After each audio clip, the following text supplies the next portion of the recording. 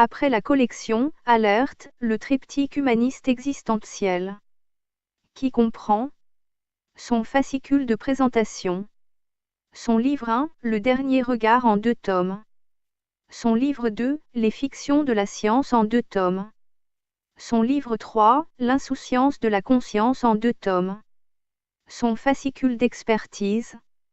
Cette collection numérisée est accessible et téléchargeable gratuitement, en lecture e-book, au format PDF, sur le site lacléinternation.org. Elle est également confectionnée en livre broché et accessible chez Amazon, au coût de fabrication et d'expédition, sans droit d'auteur ni d'éditeur. Livre français, Philippe Vaisseau. Au format A4 et aussi en collection luxe tout en couleur. À un tarif promotionnel, actuellement, au quart du tarif en librairie. Et également la seconde collection. Les populations esclaves. Son livre 1, Économie. Son livre 2, Entité. Son livre 3, Science. Son livre 4, Social. Son livre 5, Spiritualité. Cette collection numérisée est accessible et téléchargeable gratuitement, en lecture e-book, au format PDF, sur le site lacléinternation.org. Elle est également confectionnée en livre broché et accessible chez Amazon, au coût de fabrication et d'expédition, sans droit d'auteur ni d'éditeur. Livre français, Philippe Vaisseau. Au format A4 ou en livre de poche. À un tarif promotionnel, actuellement, au quart du tarif en librairie. Nous vous proposons maintenant le dernier ouvrage, Humanoïde du même auteur-éditeur. Vous pensez tout savoir sur le fonctionnement de la société humaine? Vous allez avoir des surprises. Vous voulez connaître comment la société humaine est organisée. Pourquoi elle est organisée de cette manière? Par qui elle est organisée? Pour qui elle est organisée? Quelles sont les finalités d'une telle organisation? Les réponses à toutes vos questions se trouvent dans ce dernier ouvrage. Humanoïde. Chapitre 20. Vers une science rétrograde. Des théories scientifiques. Les théories scientifiques s'ajoutent les unes aux autres. Elles se contrarient ou se contredisent. Le grand puzzle cosmique ne nous permet toujours pas de comprendre son fonctionnement, malgré les pièces trouvées. Peut-être est-ce aussi, à cause des zones éparses où nous pensons avoir découvert des éléments de connaissance. Notre univers physique a longtemps été considéré comme un lieu issu du hasard. La théorie du chaos était là pour nous le faire croire. Une théorie chassant l'autre, c'est celle du tout organisé, qui prévaut maintenant. Un grand boom initial, le Big Bang, paraît être la théorie la plus plausible. Les rectifications ne sont pas si aisées pour leurs auteurs. Le milieu scientifique est, lui aussi, un milieu très hermétique, où chacun cherche à détenir la notoriété et celui qui la détient, met tout en son pouvoir pour ne pas la perdre. Les scientifiques ne seraient, pour un grand nombre d'entre eux, que des fonctionnaires de la connaissance. Des carriéristes en mal de reconnaissance et d'honneur, prétentieux et imbus de leurs fonctions. Le monde scientifique est à l'image des concepts économiques ou politiques. Il s'accompagne des luttes d'influence et de pouvoir, de la protection des prérogatives, d'une rétention des informations et de collusions partisanes. Il serait complètement incompétent à chercher à comprendre les technologies développées par d'autres civilisations du cosmos, puisqu'il rejette l'idée même de leur existence. Toutefois, il convient d'être conscient des limites de la science dans une telle recherche des faits et de leur compréhension. Des dogmes scientifiques s'établissent souvent à partir de convictions. Tout nouvel événement ne cadrant pas avec les théories préétablies sont tout simplement ignorés et malheur à ceux qui voudraient insister et mettre en doute des valeurs précédentes. Il en va de leur carrière. Les théories dominantes ne doivent pas être remises en cause. Les archéologues, les anthropologues établissent quotidiennement de nouvelles découvertes. Or, toute découverte qui ne correspondrait pas à de précédentes analyses est systématiquement écartée. Les autres chercheurs n'ont pas connaissance de chaque nouvelle découverte qui leur permettrait de réactualiser leur niveau de connaissance. Cette prépondérance sévit dans bien d'autres niveaux de recherche. On appellerait cela un filtrage des connaissances. Les recherches, la plupart du temps, sont démontrées par des équations mathématiques. Leurs interprétations peuvent quelquefois prêter à confusion. Dans les régimes totalitaires, qui dirigent certains peuples, les doctrines sont préétablies. Il est hors de question de les mettre en doute. Toutes les négations, sur quel sujet que ce soit, deviennent des idées subversives. Il apparaît aussi que la démocratie est un terme qui ne soit jamais applicable nulle part. Chaque pays qui s'en prévaut est bien loin des valeurs exprimées par ce terme. 3 considérations ont permis d'évoluer dans la recherche cosmologique. Les transitions de phase, qui représentent un changement brutal de la matière. La superfluidité, où un liquide cesse d'être parfaitement uniforme, et la singularité cosmologique, qui est considérée comme initiale à l'espace-temps. Ces 3 notions signifieraient que l'univers est un début ordonné. L'aspect chaotique de l'univers n'est plus d'actualité. La découverte d'un rayonnement fossile dans le cosmos accréditerait la thèse d'un point de création initial. Notre univers physique serait un milieu parfaitement organisé. Le hasard n'aurait donc pas sa place dans le cosmos. Les théories quantiques, toujours confortées jusque-là, par les expérimentations, démontreraient que tout n'est qu'information. Tout comportement prévisible procéderait ainsi d'une organisation initiale. Il suffirait de décrypter le code cosmique pour comprendre les raisons d'être de notre univers physique. Chaque particule élémentaire procéderait de l'organisation des ensembles. Le processus est-il dirigé dans le sens de la matière vers l'énergie puis vers l'information, ou dans l'autre sens? L'espace et le temps se construiraient-ils et à quel moment?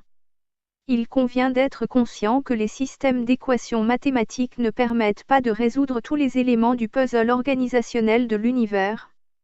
Les modèles d'information retenus par les chercheurs en théorie quantique sembleraient pourtant beaucoup mieux correspondre aux réalités cosmologiques. Notre cerveau lui-même échapperait à nos investigations. Il serait constitué de particules inconnues. Certaines de ces parties pourraient nous orienter vers la conscience. La modélisation des processus est complexe. Le cerveau créerait des cartes mentales. Des représentations seraient organisées pour créer des modèles. La conscience s'organiserait et progresserait ainsi jusqu'à la complexité. Tout ne serait que perspective et organisation en schéma de pensée, pour la conscience. Les schémas de la conscience seraient transmissibles, pour soi et aussi, pour les autres. Une approche quantique de la conscience pourrait-elle démontrer sa persistance? Les théories quantiques participent des relations entre les particules, qui bien qu'éloignées par le temps et l'espace, conserveraient leurs informations initiales et tout apparaît alors programmé d'avance. Cependant, le comportement imprévisible des particules élémentaires pourrait nous laisser espérer à un respect du libre arbitre et de la liberté d'action au niveau macroscopique. Autrement dit, rien dans nos actions ne serait prévisible ni prédéterminé. Pourtant, notre avenir pourrait demeurer la conséquence de nos décisions initiales. Notre futur dépendrait des actions furtives du présent, déjà placées dans le passé. Des manipulations seraient-elles à l'origine de notre mansuétude à l'égard de tout ce qui nous dirige? Des substances nutritives seraient-elles aussi utilisées pour maintenir les populations à leur rang d'esclavagisme global? Les chanterelles atmosphériques feraient-ils également partie de la panoplie des interventions sur le climat, sur la santé et sur la conscience des populations?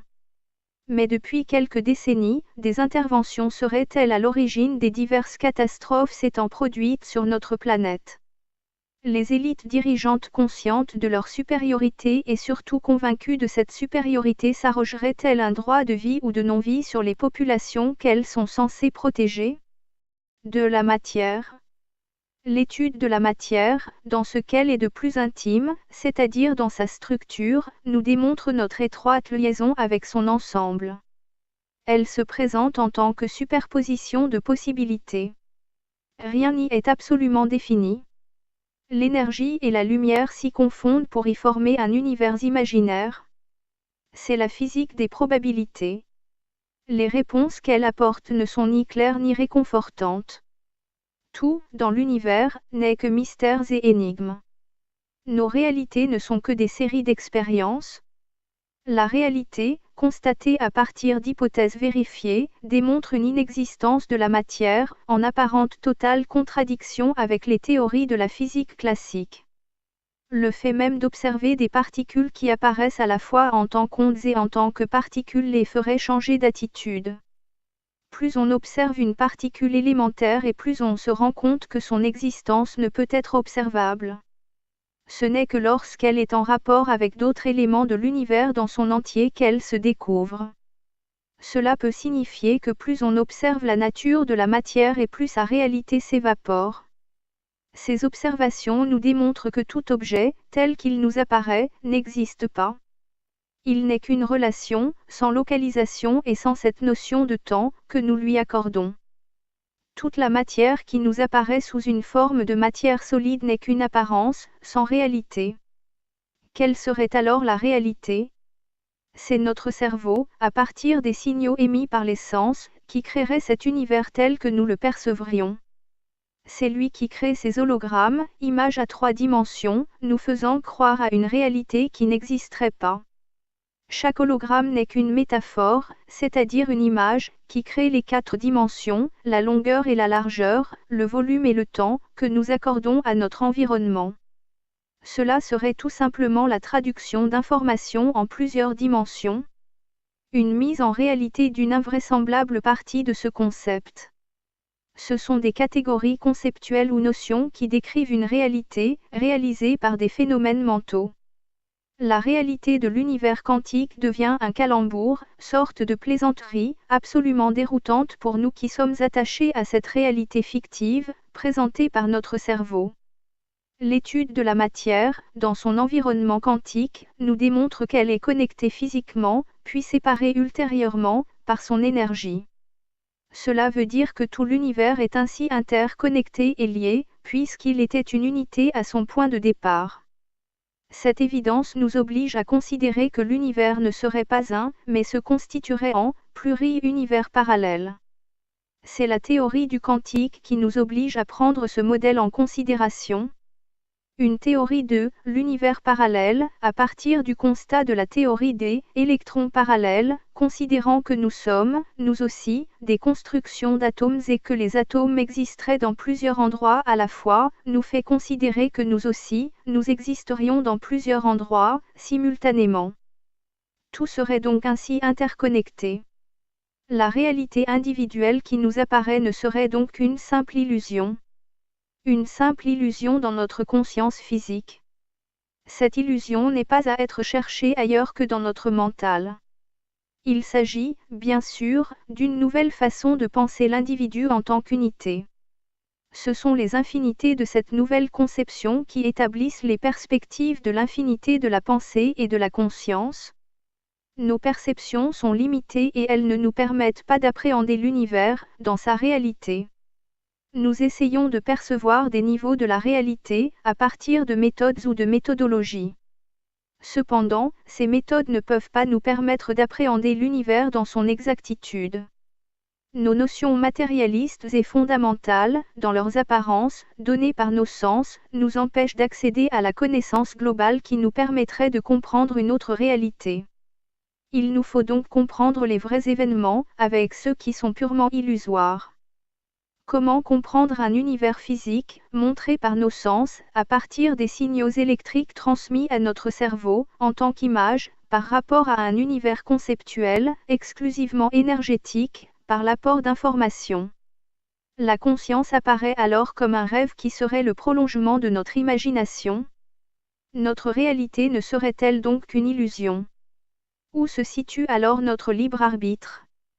L'endocausalité serait la manifestation du libre arbitre, c'est-à-dire le pouvoir de décision, soit la liberté, la souveraineté et la créativité, non maîtrisables, par ailleurs. Cependant, les liens qui sont créés par les interconnexions, de solidarités invisibles, et qui nous unissent, seraient une allomatière, soit une exocausalité. Tant qu'il n'y a pas d'observation, il y a des superpositions de possibilités. Dès lors qu'il y a observation, il ne reste qu'une seule possibilité. Toutes les possibilités sont là, jusqu'à ce qu'une seule soit définie.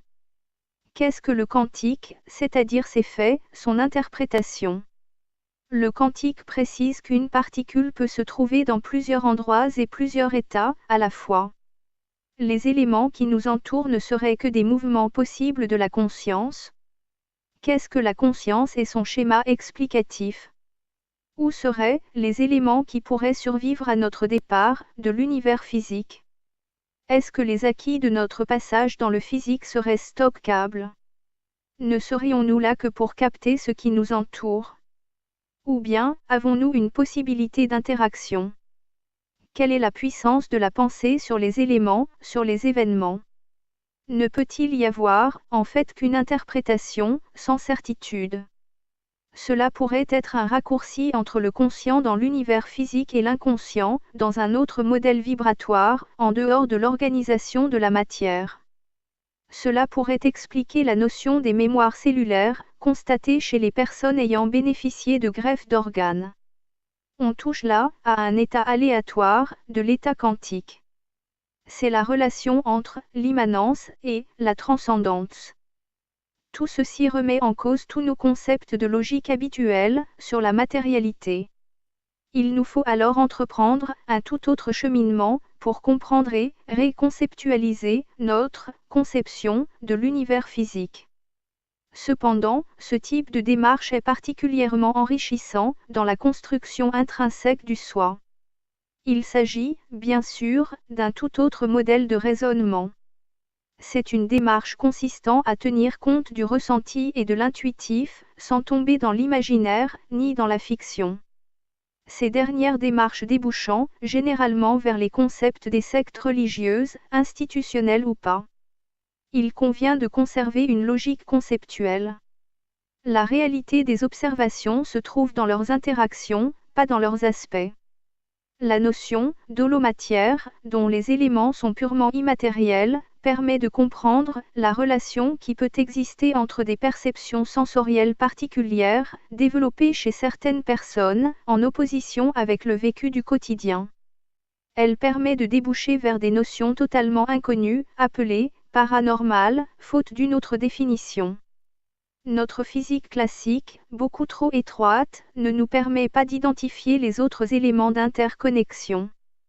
L'intemporalité des phénomènes pourrait nous faire prendre en considération une possibilité d'existence, non seulement, d'une continuité, au-delà du physique, mais, plus surprenant encore, au-delà de l'existentiel. Y aurait-il alors une possibilité d'acquisition totale des connaissances, nous permettant d'atteindre un niveau d'immortalité de la conscience? S'agirait-il, tout simplement d'une forme de science de la conscience, cérébrale ou autre? La physique quantique nous permet ainsi d'appréhender un autre niveau de la physique classique. Il nous faut considérer que tout n'est que possibilité de la conscience. Les neurosciences et la métaphysique ou l'ontologie du conceptuel nous permettent d'appréhender notre niveau de conscience. Cela pourrait nous permettre de comprendre comment le cerveau établit les potentialités de la conscience. Ces différentes considérations nous permettent justement de comprendre la possibilité d'une création de conscience artificielle.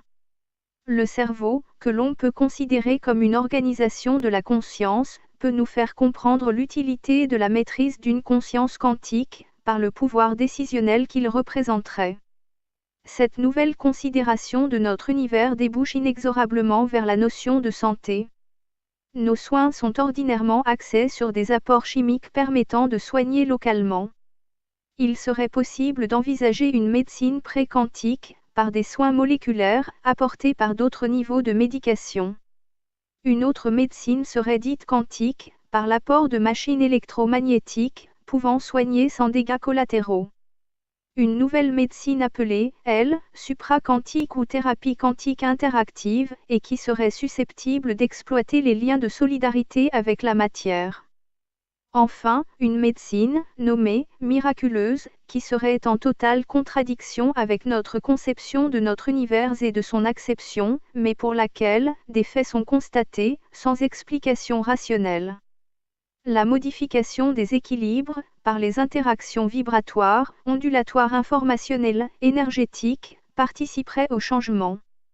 Les phénomènes d'intrication et d'interconnexion interagiraient sur des implications réciproques. Il s'agit là de la capacité réactive à la nécessité de survie, en raison de la capacité des implications qui en découlent. D'une origine à sa finalité. Y aurait-il eu un début, y aurait-il une fin? L'origine et l'avenir de l'univers, dans lequel nous évoluons, à cet instant, peuvent-ils être expliqués? Y aurait-il eu quelque chose avant le point zéro? Y aurait-il des réponses à ces questions? Les questions sur l'origine de l'univers, avant son expansion, si expansion il y a eu, sont totalement prématurées. Il y aurait un semblant de répartition des rôles, sur la question de l'origine, entre la science et les religions. La physique classique expliquerait l'expansionnisme de notre univers à partir d'un point zéro. Les religions s'octroyant l'origine, avant le point zéro. La cosmologie fait de la gravitation la force de l'univers. Toutefois, cette force constatée n'est pas seule. Il y a la force électromagnétique puis une force nucléaire faible et une force nucléaire forte. Ces quatre forces, pour l'instant, semblent pouvoir définir les interactions en présence. Or, à partir d'un modèle cosmologique qui n'intégrerait que la gravitation, décrite dans la physique classique, permettant d'aboutir à un instant zéro, l'univers qui y est extrapolé, à partir des équations, est complètement faussé. La définition de l'univers apparaît incomplète, même si les équations donnent le résultat, expliquant l'expansion de l'univers, à partir d'un certain moment.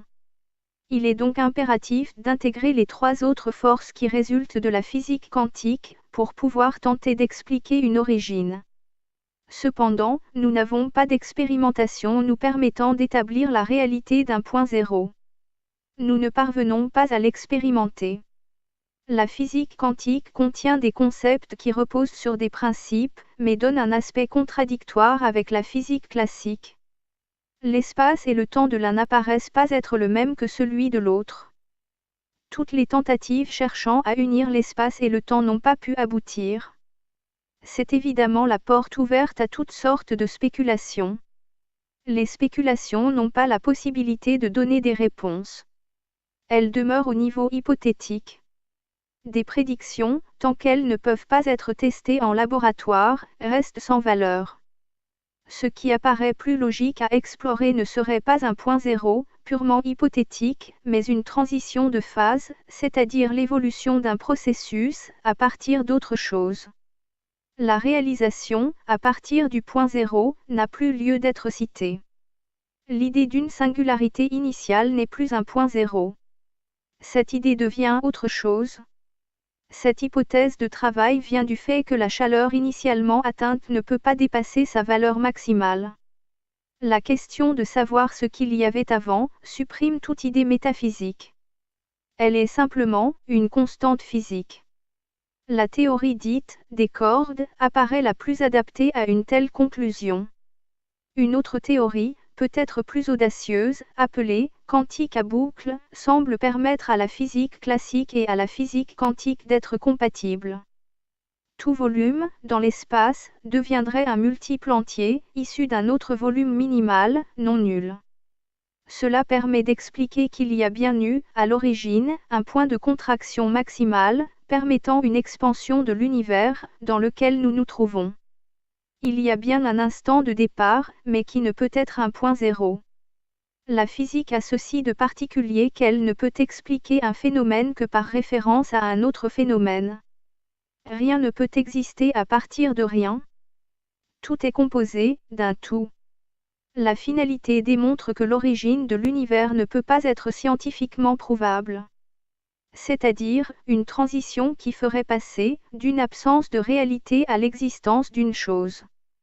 Si on part d'un postulat établissant qu'il y aurait déjà eu, tout ce qu'on peut imaginer, l'origine n'est pas explicable. Donc, l'univers n'a pas pu provenir du néant. Toutefois, cette finalité peut aussi démontrer que l'univers n'a pas eu une origine.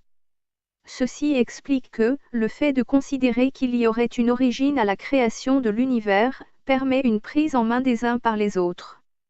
Il s'agit d'une situation, totalement arbitraire, qui veut considérer que les uns détiennent l'explication, au détriment des autres, qui sont ignorants. Toute notre organisation sociale repose sur ce concept. Tant que l'humain ne sera pas capable de sortir de ce carcan, il aura une totale impossibilité à évoluer. Il ne cherchera pas non plus à comprendre quoi que ce soit. Il y a les élus et les autres. Ce constat nous permet de mieux comprendre l'influence gangrénante des pensées radicales, en opposition à toutes les autres formes de pensée sociale. Des mystères galactiques. Le système solaire, auquel appartient notre planète, est situé sur l'intérieur de l'un des bras de notre galaxie. Notre système planétaire tourne également autour de l'axe de notre galaxie. Celle-ci est actuellement en combinaison avec la galaxie Andromède, ce qui veut dire qu'elles tourneraient ensemble autour d'un axe fictif.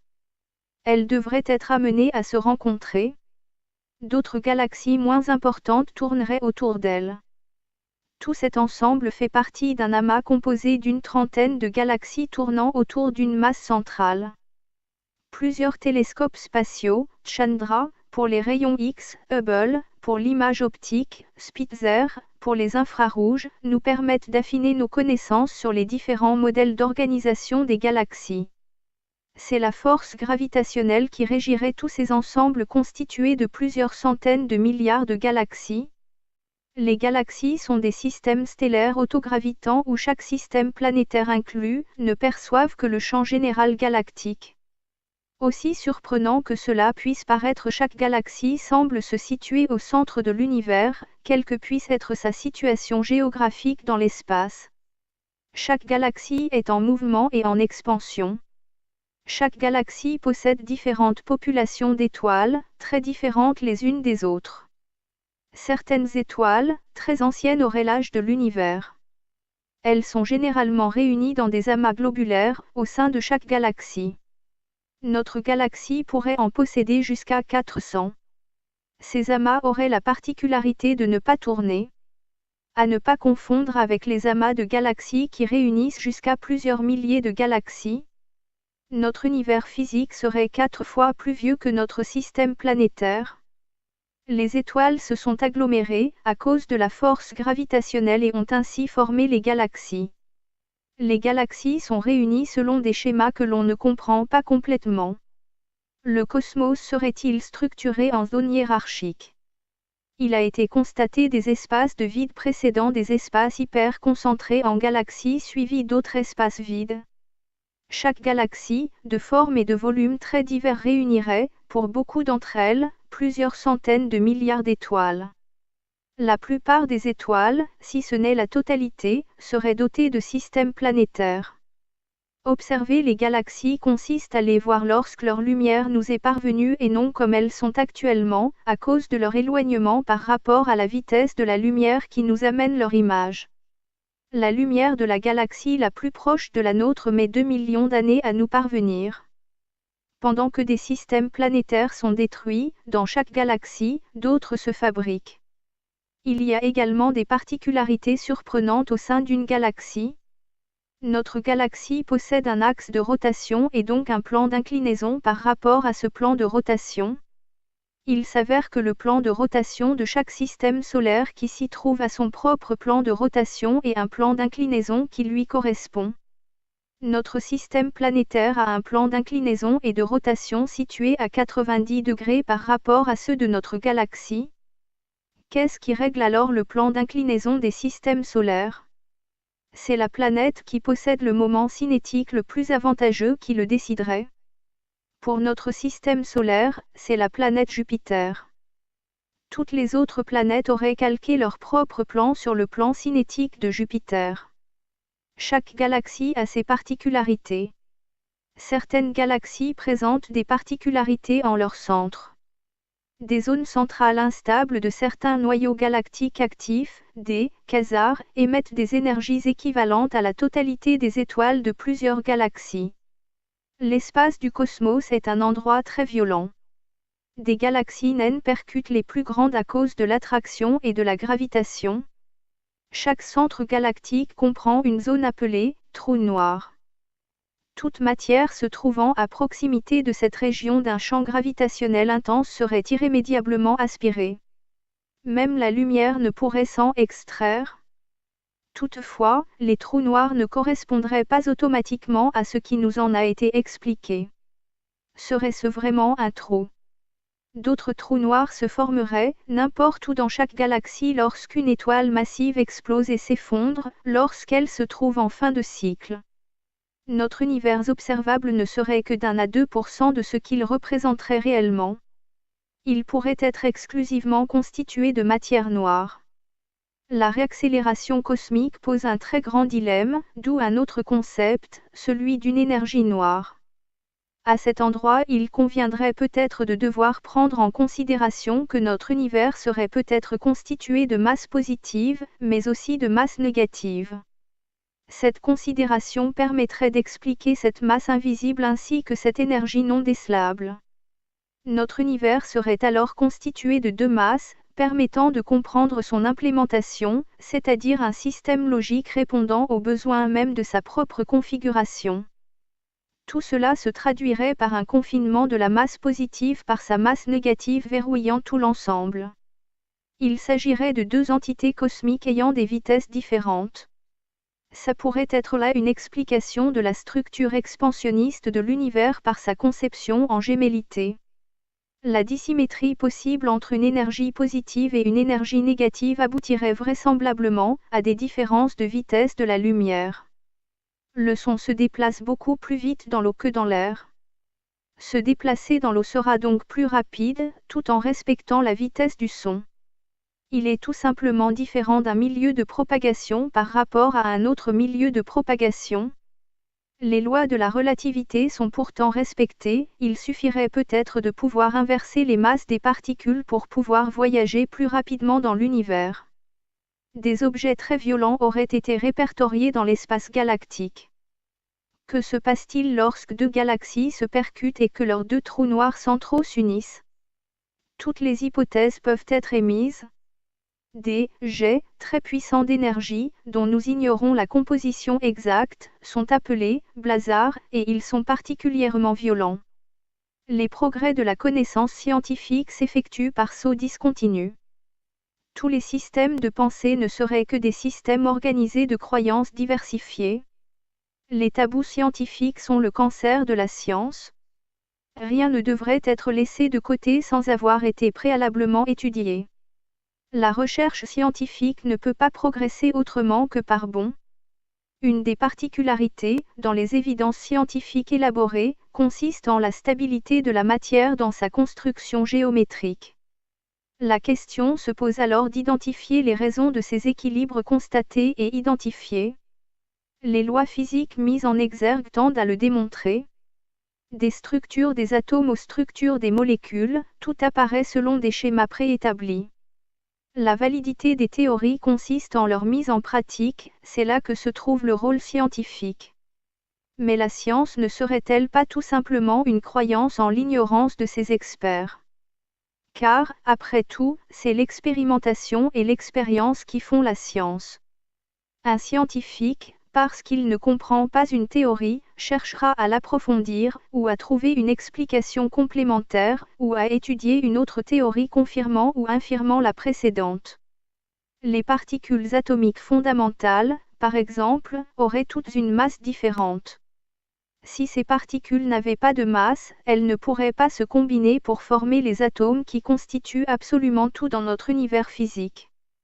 Or, quel serait l'élément qui peut créer la masse des particules élémentaires avec des masses différentes?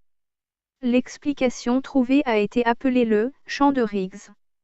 Son effet serait global sur la construction quantique de l'univers. Les particules seraient là, les propriétés intrinsèques de l'espace. Des mystères dans l'univers? Notre univers physique, tel qu'il nous apparaît, semble constitué de jungles galactiques. Des zones cosmiques seraient en complète effervescence. La violence pourrait empêcher toute tentative d'exploration dans certaines de ces parties. Des phénomènes énergétiques extrêmement puissants sont découverts, au fur et à mesure des recherches en exploration cosmique. Des explosions cosmiques extravagantes se dérouleraient un peu partout. Des couches supérieures de notre atmosphère sont parfois altérées par des déflagrations de magnétars. Ce sont des étoiles à neutrons possédant un champ particulièrement intense. Extraordinairement dense, ces étoiles auraient le champ magnétique le plus puissant de tout l'univers. Notre galaxie en contiendrait plusieurs dizaines. Ces étranges objets auraient une forme de matière excessivement dense. Elles émettraient de puissantes émissions de rayons X et gamma. Leur processus explosif expulserait 90% de leur masse avant d'entamer leur considérable champ magnétique. Des explosions de rayons gamma d'une puissance très destructrice sont évacuées latéralement, en faisceau, par cette étoile. Si un tel faisceau percutait notre planète, il anéantirait toute forme de vie instantanément. Il existe d'autres objets très violents dans l'espace, les trous noirs en font partie. On en constate l'existence sans parfaitement comprendre leur fonctionnement. C'est une région de l'espace où la gravitation est si puissante, que tout ce qui se trouverait à proximité serait englouti et d'où la lumière, elle-même, ne pourrait plus s'échapper. Cette force gravitationnelle est considérable. Si nous avons la certitude, actuellement, de leur existence, de leur mode de fonctionnement, des événements qui causent leur mise en place, les conséquences de leur processus nous échappent. Ils sont de plus difficilement détectables. Seuls les effets de leur force gravitationnelle, exercés sur les étoiles se trouvant à proximité, permettraient de les identifier. Il y aurait des milliards de trous noirs dans l'univers. Leur influence et leur puissance sont très diverses. Les trous noirs supermassifs sont situés au centre des galaxies. Ils créent des éjections de plasma très denses et très chauds alimentés par le gaz galactique. La collision des galaxies engendre la fusion des deux trous noirs en un seul, plus puissant encore. Ces collisions intergalactiques produisent des quasars, qui développent des énergies supérieures aux galaxies elles-mêmes. Les trous noirs émettent de la lumière et des ondes radio, mais aussi des ultraviolets, des infrarouges, des rayons X et des rayons gamma. Ils éjectent de puissants jets lumineux de plasma extrêmement puissants qui se déplacent à la vitesse de la lumière. Ils sont particulièrement destructeurs parce que leur puissance est équivalente à celle de plusieurs milliards de soleils. Les États-Unis procéderaient, dans le plus grand secret, à de nombreux essais d'armement de destruction totale. Notamment d'armes à antimatière d'1 million de mégatonnes, capables de supprimer toute forme de vie sur notre planète en une fraction de seconde. De telles armes auraient été testées et propulsées dans l'espace de notre système solaire à l'aide d'un propulseur, MHD.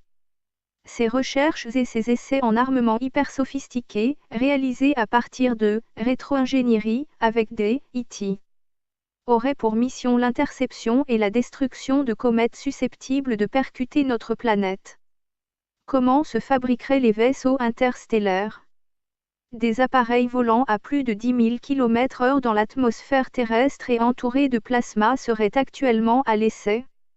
Il y aurait un système propulsif et un système de transfert gémellaire.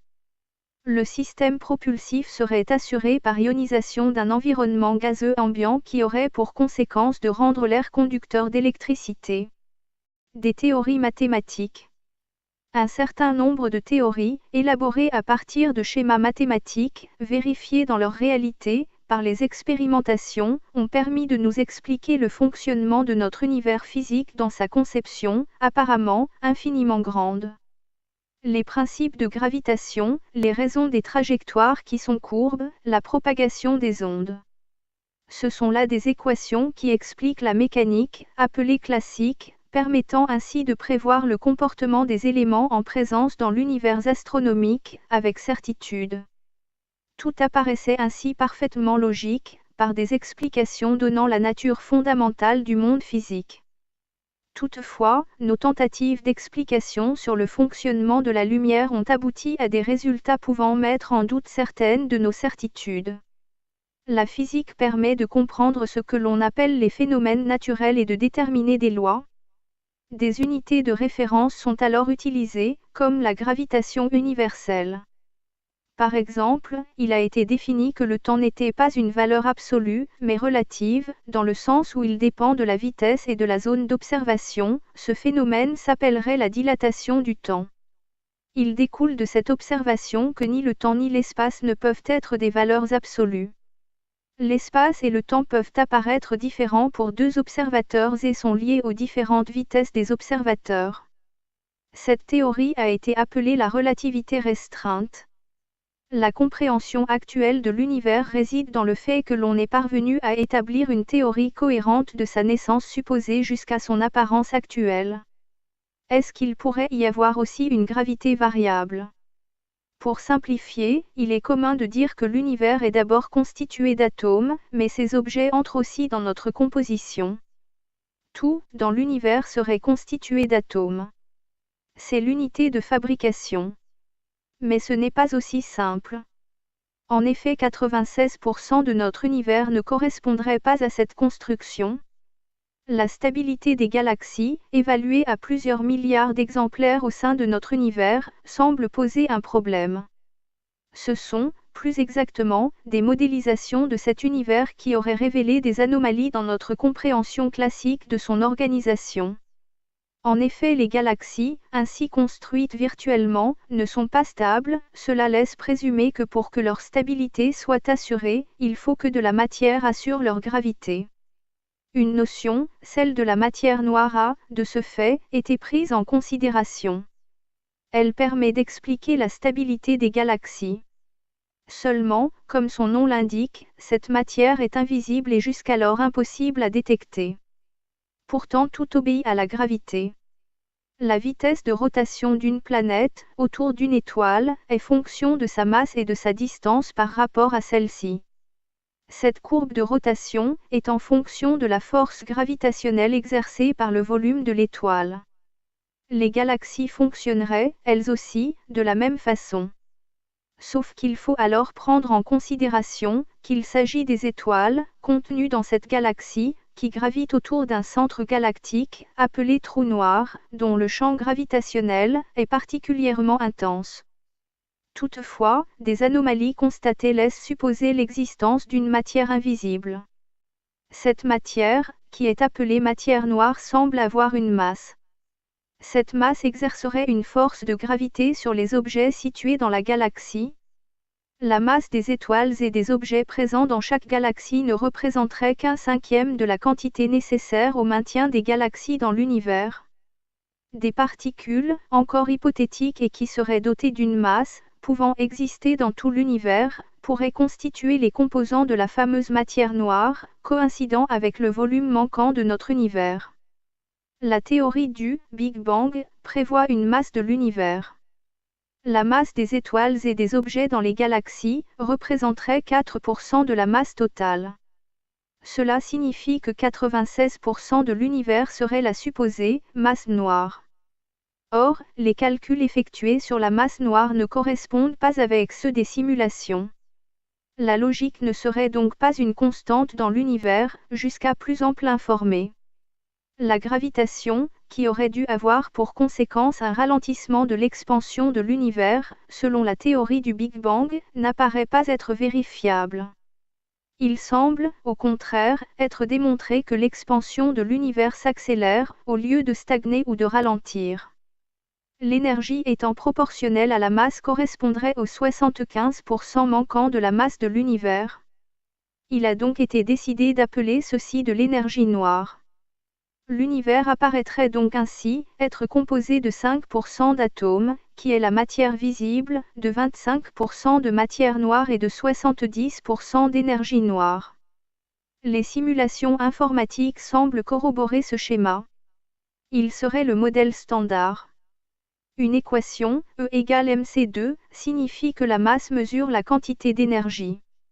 Elle ne mesure pas la quantité de matière d'un corps. L'implication signifie que l'inertie d'un corps, c'est-à-dire la difficulté de sa mise en mouvement, ou sa résistance au mouvement, est égale à l'énergie cinétique d'un corps, nécessaire à sa mise en mouvement.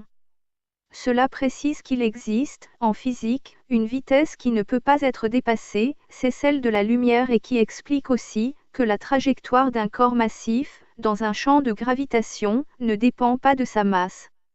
C'est donc la masse de gravitation qui établit le poids. Seulement la masse inerte mesure la résistance au mouvement du corps. La trajectoire d'un corps dans un champ de gravitation ne dépend pas de sa masse. Or, la chute annule le poids. Cela permettrait d'expliquer la masse des particules. Cela permettrait aussi d'expliquer la présence d'une particule élémentaire, correspondant à un champ, partout présent dans l'univers, auquel toutes les autres particules seraient couplées et dont le couplage leur donne leur masse. Il s'agit alors de pouvoir déterminer l'énergie des particules. La pensée oscille ou ondule entre des contraires, le bien et le mal, le vrai et le faux, etc. La pensée est d'abord immanence, sans dissociation du temps et de l'espace. L'action et son résultat représenteraient l'élément présent dans l'univers physique. À l'inverse, la transcendante s'apparaît comme étant une autre élaboration de la pensée, représentant une sorte de réconfort, visant à se répartir dans une vie, située au-delà de l'univers physique. Il s'agit là d'une philosophie idéale de notre existence, par une répartition entre l'univers physique et un univers structurel de la conscience. La pensée serait donc un modèle ondulatoire entre la physique et sa structure, permettant à chaque être d'organiser sa conscience, par des phases successives. L'électron-particule serait une onde de potentialité. Tout est en tout, mais rien de potentiel ne peut exister, sans notre observation. Il y a bien une superposition de possibilités, en expansion, mais rien n'est défini réellement. C'est à partir de cette énergie sous-jacente que se crée le monde imaginaire que nous connaissons. C'est simplement l'intention d'être qui crée. En effet, plus on observe la réalité de l'univers physique et plus il apparaît absent. Les éléments n'apparaissent que dans leur rapport avec les autres et entre eux. Au fur et à mesure que nous nous enfonçons dans la structure de la matière, nous nous apercevons que l'existence des objets est fictive. Il n'y a plus que des relations, sans localisation ni espace. Notre réalité n'est alors qu'une construction par nos perceptions. La matière n'étant qu'énergie, elle n'est qu'apparence. En raison de la réalité du point de départ où tout était réuni, tout reste réuni malgré l'espace apparent. C'est l'énergie qui constitue la matière qui nous connecte. Nous constituons nos perceptions en modèles. Nous créons une réalité en fonction de nos moyens d'observation. La réalité, elle, est tout autre, elle est l'énergie des masses en mouvement. Chaque être serait le résultat d'un conditionnement et de sa connectivité à l'ensemble. La conscience de soi n'apparaît alors que comme une résonance. C'est un concept d'information. Nous nous trouvons dans un modèle gravitationnel et relationnel. Toutes les collections. Alerte, le triptyque humaniste existentiel. Et les populations esclaves sont téléchargeables gratuitement, au format PDF, en lecture e-book sur le site internet lacléinternation.org. Ces deux collections, également accessibles en livre broché. Au format A4, en collection luxe, tout en couleur, et en livre de poche, sont en vente chez Amazon, livre français, Philippe Vaisseau. À un tarif promotionnel, actuellement, au quart du tarif en librairie. Vous pouvez aussi cliquer sur le logo « Livre Amazon » dans la page d'accueil de notre site internet. lacléinternation.org. Ce dernier ouvrage, humanoïde, est accessible dans les mêmes conditions. La totalité des deux collections ainsi que ce dernier ouvrage, humanoïde, sont en conférence vidéophonique sur YouTube et répartis par chapitre. Après